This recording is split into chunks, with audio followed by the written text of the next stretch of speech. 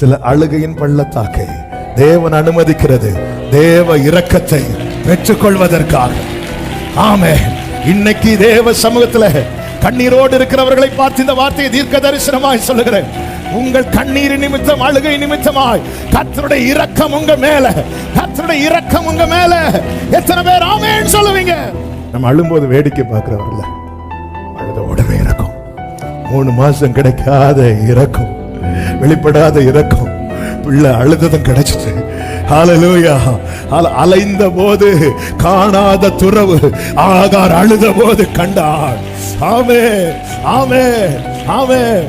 மார்த்தாள் வந்து இயேசுவோடு பேசின போது செய்யாத வெளிப்படாத கிரியை மரியாள் வந்து பாதத்தில் விழுந்து அழுததோ கிடைத்தது.